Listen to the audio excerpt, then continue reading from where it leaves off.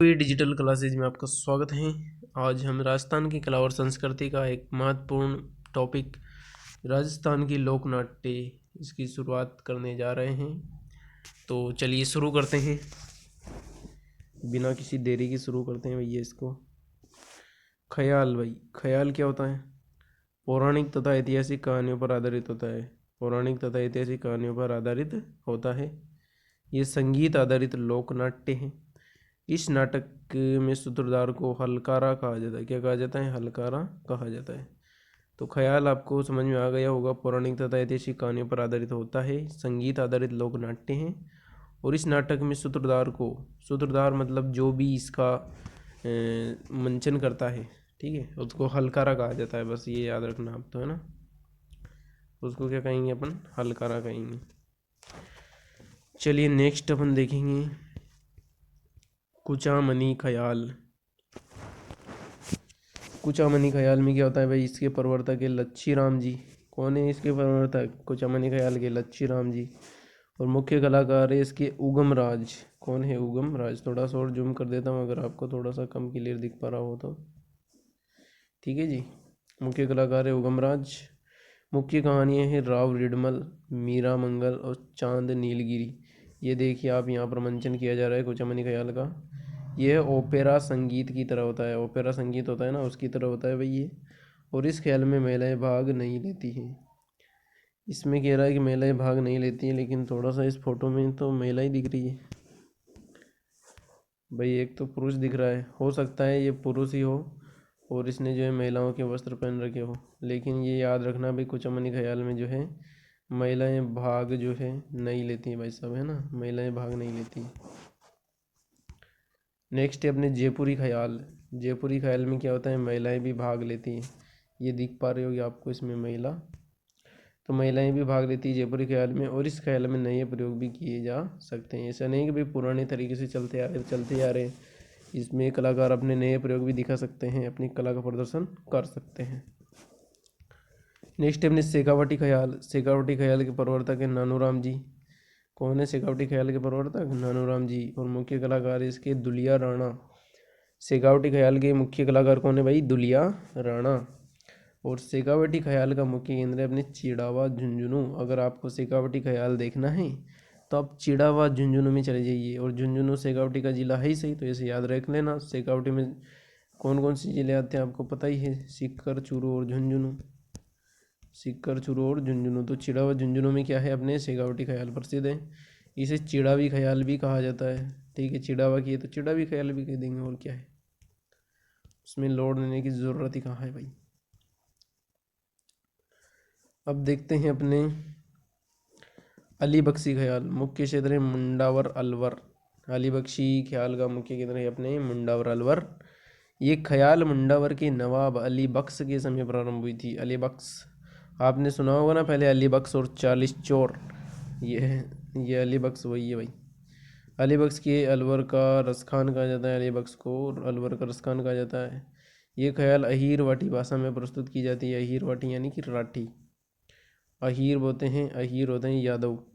ये भाषा कोटपुतली जयपुर से बहरोड अलवर के बीच में बोली जाती है। कौन सी भाषा? अहीर वाटी। कोटपुतली जयपुर से बहरोड अलवर के बीच में बोली जाती है। नेक्स्ट अपने हेला ख्याल। हेला ख्याल कहाँ का है? मुख्य क्षेत्र इसका लाल सोट दौसा और सवाई माधोपुर। लाल सोट दौसा और सवाई माधोपुर हेला ख्याल के मुख्य क्षेत्र हैं। और मुख्य वाद्य यंत्र नौबत। हेला ख्याल का मुख्य वाद्य यंत्र कौन सा है? अपने नौबत। बाजे से नौबत बाजा, मारे डिगी पूरी हाड़ा राजा। चलिए नेक्स्ट है अपने ढप्पाली ख्याल। मुख्य क्षेत्र इसका लक्ष्मणगढ़ अलवर और भरतपुर। और ढप्पाली ख्याल में जो है ढप बजाया जाता है। क्या बजाया जाता है? ढप। अभी कैसा होता है आप इंटरनेट पर सर्च करके देखना कैसा होता है। कन्हैया ख्याल क्या होता है भाई? मुख्य क्षेत्र इसका करौली। कन्हैया ख्याल का मुख्य क्षेत्र करौली है। और इसके सूत्रधार हैं मेडिया। इसके सूत्रधार है अपने मेडिया। ठीक है भाई। भेंट के दंगल। भेंट के दंगल मुख्य क्षेत्र है बाड़ी और बसेड़ी। धौलपुर का प्रसिद्ध है भाई भेंट के दंगल, याद रखना। धौलपुर का बाड़ी और बसेड़ी क्षेत्र जो है भेंट के दंगल के लिए प्रसिद्ध है। तुर्रा कलंगी। तुर्रा कलंगी भाई साहब शिव पार्वती की कहानी पर आधारित होती है चित्तौड़गढ़ की तुर्रा कलंगी दंगल शैली है भाई। प्रवर्तक इसके तुक्कनगीर। प्रवर्तक कौन है इसके? तुक्कनगीर। तुर्रा कलंगी के प्रवर्तक तुक्कनगीर है। ठीक है, तुक्कनगीर और शाह अली। देखो शाह अली, चंदेरी के राजा इन्हें तुर्रा व कलंगी भेंट किए थे। शाह अली को चंदेरी के राजा ने तुर्रा व कलंगी भेंट किए थे। मेवाड़ में सहेड़ू सिंह व हमीद बेग ने लोकप्रिय किया किसको? तुर्रा कलंगी को। किसने मेवाड़ में जो है सहेड़ू सिंह व हमीद बेग ने प्रसिद्ध किया। ठीक है, इसमें दो पक्ष होते हैं, एक पक्ष शिव पक्ष और दूसरा पक्ष पार्वती पक्ष। तो दो पक्ष पाए जाते हैं भाई तुर्रा कलंगी में। शिव पक्ष के झंडे का रंग भगवा तथा पार्वती पक्ष के झंडे का रंग हरा होता है। ठीक है, शिव पक्ष का जो झंडा होता है भाई उसका रंग होता है अपने भगवा रंग। लेके दिखाएंगे आपको। चलिए भाई, ऐसा होता है भगवा थोड़ा थोड़ा, है ना। ये तो रंग है अपने शिव पक्ष के और ये रंग है अपने पार्वती पक्ष के झंडे का। ठीक है, ठीक है भाई। दोनों पक्षों के बीच संवाद प्रतिस्पर्धा होती है जिसे गमत कहा जाता है। दोनों पक्षों के बीच में क्या होती है? संवाद होता है भाई। संवाद प्रतिस्पर्धा होती है जिसे क्या कहा जाता है? गम्मत कहा जाता है। एकमात्र लोकनाट्य जिसमें मंच की सजावट की जाती है तथा दर्शक भाग लेते हैं वो कौन सा है? अपना तुर्रा कलंगी। तुर्रा कलंगी। ठीक है भाई। मुख्य केंद्र कौन सा है इसका? घोसुंडी और निम्बाहेड़ा चित्तौड़। और मुख्य कलाकार देखिए तुर्रा कलंगी के चेतराम, जयदयाल और ओकार सिंह। ठीक है, चेतराम, जयदयाल और ओकार सिंह, इन तीनों डॉक्टरों का नाम याद रखना भाई। चेतराम, जयदयाल और ओकार सिंह परीक्षा में आ जाएंगे। नेक्स्ट अपनी गंवरी। राजस्थान का सबसे प्राचीन लोकनाट्य अगर कहा जाए तो किसे कहेंगे? गंवरी को कहेंगे। इसे मेरू लोकनाट्य भी कहा जाता है। मेवाड़ क्षेत्र में भील पुरुषों द्वारा किया जाता है गंवरी। और ये रक्षाबंधन के अगले दिन से शुरू होता है तथा लगातार 40 दिनों तक किया जाता है। रक्षाबंधन के अगले दिन से शुरू होता है और कितने दिन तक चलता है भाई साहब? 40 दिनों तक किया जाता है लगातार। और यह शिव भस्मासुर की कहानी पर आधारित है। किस पर आधारित है? शिव भस्मासुर की कहानी पर आधारित है। क्या आधारित है? गंवरी क्या आधारित है भाई? गंवरी। मैं भी भूल गया था, मैं एकदम से जो गाड़ी आई उसने मेरा क्या कंसंट्रेशन खराब कर दिया था। तो ये शिव भस्मासुर की कहानी पर आधारित है भाई साहब अपने गंवरी। गंवरी लोकनाट्य है ना। पार्वती होती है इसमें गंवरिया राय, उससे होता है राय बुढ़िया। सूत्रधार कुटकुटिया कहलाता है। हास्य कलाकार झटपटिया कहलाता है। मुख्य कहानियाँ कान गुजरी, बंजारा बंजारी, लाखा बंजारा, अकबर बीरबल, ये मुख्य कहानियाँ हैं। विभिन्न कहानियों को आपस में जोड़ने के लिए नृत्य किया जाता है जिसे गंवरी की दाई कहा जाता है। और इसमें वाद्य यंत्र, गंवरी नृत्य में वाद्य यंत्र कौन कौन से बजाए जाते हैं भैया? ढोल बजाते हैं, मांदल और थाली। ढोल, मांदल और थाली बजाया जाता है किसमें? गंवरी नृत्य में। नेक्स्ट आ गया अपना नौटंकी, जो कि आपने बचपन में बहुत की थी और अब भी करते होंगे बहुत सी बार। नौटंकी 9 प्रकार के वाद्य यंत्र प्रयोग में लिए जाते हैं, तो ये तो याद रह जाएगा 9 से 9। भरतपुर क्षेत्र में लोकप्रिय हैं भैया ये अपने। यह हाथरस शैली से प्रभावित है। कौन सी शैली? हाथरस शैली से प्रभावित है। इसके प्रवर्तक भूरीलाल जी हैं। नौटंकी के प्रवर्तक कौन है? अपने भूरीलाल जी हैं। और इसके मुख्य कलाकार है गिरिराज प्रसाद। कौन है? गिरिराज प्रसाद। और मुख्य कहानियाँ हैं नौटंकी की आला उदल की कहानियाँ, हरिश्चंद्र तारामती की कहानियाँ, सत्यवान सावित्री की कहानियाँ। ये सब कहानियाँ किसकी हैं? नौटंकी की है। और ये मंचन करते हैं इस अपने हिसाब से। नेक्स्ट है भैया तमाशा, जो कि आपने बचपन में बहुत किया है और देखा भी है लोगों का। मूल रूप से महाराष्ट्र का लोकनाट्य है तमाशा। ठीक है, कहाँ का है? महाराष्ट्र का है। सवाई प्रताप सिंह के समय जयपुर में लोकप्रिय हुआ था और इसके लिए वंशीधर भट्ट को महाराष्ट्र से बुलाया गया था भैया, क्योंकि महाराष्ट्र का लोकनाट्य था। तो सवाई प्रताप सिंह ने कहाँ से बुलाया इसको? महाराष्ट्र से बुलाया है। तमाशे का आयोजन एक खुले मैदान में किया जाता है जिसे अखाड़ा कहते हैं। तमाशे का आयोजन किस में किया जाता है? एक खुले मैदान में किया जाता है जिसको क्या कहते हैं? अखाड़ा कहते हैं। उसके बाद में मुख्य कहानियाँ हैं इसकी जोगी जोगण होली के दिन, हीर खां होली के अगले दिन, और शीतला अष्टमी के दिन है जुट्टन मियाँ। जुट्टन मियाँ की कहानियाँ तमाशे के रूप में बताई जाती है शीतला अष्टमी के दिन। और गोपी चंद भर्तृहरि चैत्र अमावस्या के दिन गोपी चंद भर्तृहरि। अब देखिए भाई साहब अपने तमाशा के मुख्य कलाकार कौन हैं? फूलजी भट्ट और गोपी जी भट्ट, यानी भट्ट दोनों भट्ट, फूल भट्ट गोपी भट्ट। ठीक है भाई। तो ये कैसे याद रहेंगी? हमारे यहाँ पर एक सरपंच बनी थी जिसका चुनाव चिन्ह था फूल और उसका नाम था गोपी बाई, एक वोट से जीती थी भाई। तो मुख्य कलाकार फूल जी भट्ट और गोपी जी भट्ट याद रख लेना कैसे भी। जयपुर की प्रसिद्ध नृत्यांगना गौहर जान भी तमाशे में भाग लेती थी। गौहर जान भी किस में भाग लेती थी? तमाशे में भाग लेती थी। नेक्स्ट अपने चार बेंत। चार बेंत मूल रूप से अफगानिस्तान का लोक नाट्य है जो पश्तो भाषा में ही प्रस्तुत किया जाता है। भाई पश्तो भाषा जाने क्या होती है, मैंने पहली बार सुनी है भाई। ठीक है। नवाब फैजुल्ला खां के समय ये टोंक में लोकप्रिय हुआ। कौन सा? चार बेंत कहाँ प्रसिद्ध हुआ? टोंक में। करीम खां निहंग तथा खलीफा करीम खां ने इसे स्थानीय भाषा में प्रस्तुत किया। इसमें मुख्य वाद्य यंत्र बजाया जाता है, ढप बजाया जाता है। ठीक है। ये ढप देखना यार आप इंटरनेट पर कैसा होता है, कैसे बजाते हैं साले को। इसको 2 बार आ गया ना ये। अपने रम्मत जो है, रम्मत जैसलमेर तथा बीकानेर क्षेत्रों में लोकप्रिय। कहाँ पर? जैसलमेर तथा बीकानेर की लोकप्रिय है भाई रम्मत। फाल्गुन शुक्ल अष्टमी से चतुर्दशी तक आयोजन किया जाता है इसका।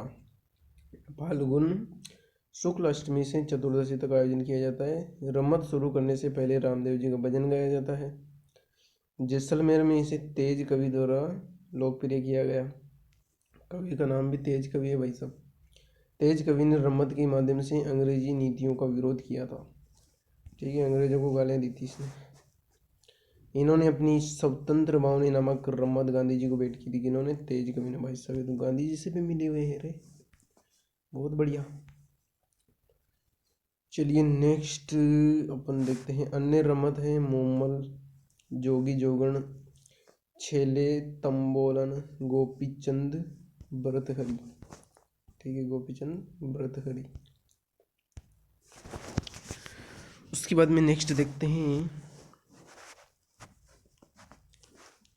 बीकानेर। पुष्करणा ब्राह्मणों द्वारा पाटों पर रमत का आयोजन किया जाता है। किस पर? पाटों पर।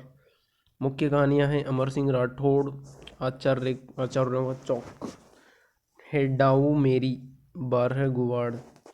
ये इसकी मुख्य कहानियां हैं भैया। ये रम्मत जवाहर लाल जी के द्वारा शुरू की गई थी। कौन सी? शायद हेडाऊ मेरी।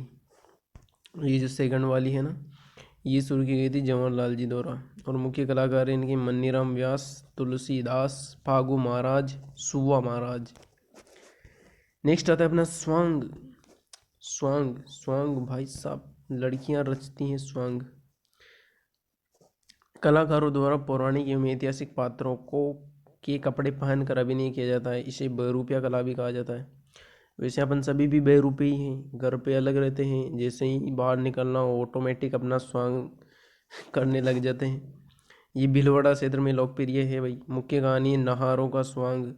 मांडल भीलवाड़ा चैत्र कृष्णा त्रयोदशी से चलता है नाहारों का स्वांग। ठीक है, मांडल भीलवाड़ा का प्रसिद्ध है। ये मुगल बादशाह शाहजहाँ के समय प्रारंभ हुआ था। ठीक है, शाहजहाँ के समय प्रारंभ हुआ। और प्रमुख कलाकार इसके परशुराम जी और जानकीलाल भांड।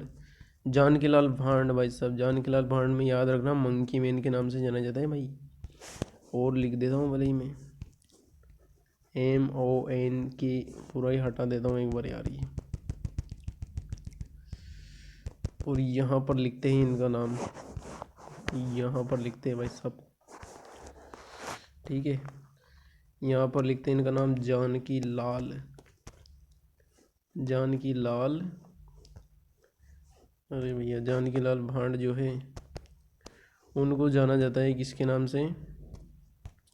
अपने मंकी मैन, मंकी मैन के नाम से जाना जाता है भाई जानकी लाल भांड को। किसके नाम से? मंकी मैन के नाम से। चलिए भैया नेक्स्ट अपन देखेंगे भवाई। भवाई क्या होता है भाई? भवाई लोक नाट्य के बारे में पढ़ेंगे। भवाई जाति द्वारा गुजरात की सीमावर्ती क्षेत्रों में, राजस्थान में ये लोक नाट्य किया जाता है। इस लोकनाट्य में सामाजिक समस्याओं पर व्यंग्य किया जाता है कि समाज में कुछ भी चल रहा होता है ना, उस पर क्या कटाक्ष, उस पर हास्य व्यंग्य किए जाते हैं। इस लोकनाट्य में कलाकार मंच पर परिचय नहीं देते हैं, वो बताते ही नहीं कि भाई मेरा नाम श्याम सुंदर दास है, वो बिल्कुल नहीं बताते हैं, वो मंचन करते हैं डायरेक्ट। पुरुष कलाकार सग्गा जी कहलाता है और महिला कलाकार सग्गी जी कहलाती है। किसमें? भवाई में। सग्गा जी और सग्गी जी याद रखना भाई, ठीक है। प्रवर्तक है बाग जी। मुख्य कहानियाँ हैं बिक्का जी और बाग जी की। और जसमल ओडन, शांता गांधी ने इसे अंतर्राष्ट्रीय स्तर पर लोकप्रिय किया। किसको? जसमल ओडन को शांता गांधी ने अंतर्राष्ट्रीय स्तर पर जो है लोकप्रिय किया। ओड जनजाति का कार्य तालाब खोदना है कि क्या काम है भाई ओड जनजाति का? ओड जनजाति का कार्य है तालाब खोदना। नेक्स्ट अपने रामलीला, इसके प्रवर्तक है तुलसीदास जी। मुख्य केंद्र है पाटुंदा कोटा। अटरू 12 धनुष भगवान राम द्वारा नहीं तोड़ा जाता है क्योंकि वह जनता द्वारा तोड़ा गया था। भाई साहब 12 की रामलीला में क्या होता है? जनता द्वारा ही धनुष तोड़ा जाता है। राम जी से कहते हैं राम जी हम कर लेंगे ये। भरतपुर वेंकटेश रामलीला और बिसाऊ झुंझुनू में मुक रामलीला होती है भैया। भरतपुर में वेंकटेश रामलीला और बिसाऊ झुंझुनू में मुक रामलीला होती है। मतलब बोलते बोलते कुछ नहीं है, पात्र बस मंचन करते हैं। नेक्स्ट रासलीला। रासलीला के प्रवर्तक वल्लभाचार्य। यहाँ पर आप श्री कृष्ण और राधा का फोटो देख सकते हो। मुख्य केंद्र फुलेरा जयपुर और कामा जयपुर। फुलेरा जयपुर और कामा जयपुर। मुख्य कलाकार है शिवलाल कुमावत। कौन है? रासलीला के मुख्य कलाकार है शिवलाल कुमावत, ठीक है। नेक्स्ट हमने सनकादिक लीला। सनकादिक लीला का मुख्य केंद्र है गोसुंडा चित्तौड़। अश्विन में होती है, अश्विन माह में, और बस्सी चित्तौड़ में होती है कार्तिक माह में, ठीक है। गौर लीला आबू क्षेत्र में ग्रास्य जनजाति द्वारा गणगौर के समय किया जाता है। गौर लीला को किसके द्वारा? ग्रास्य जनजाति के द्वारा। कब? गणगौर के समय किया जाता है भाई। तो शायद मेरे को ऐसा लग रहा है टॉपिक समाप्त हो गया है। तो भैया आपको जो है देखने के लिए धन्यवाद। Thanks for watching. मिलते हैं नेक्स्ट वीडियो में, तब तक के लिए जय हिंद, जय भारत।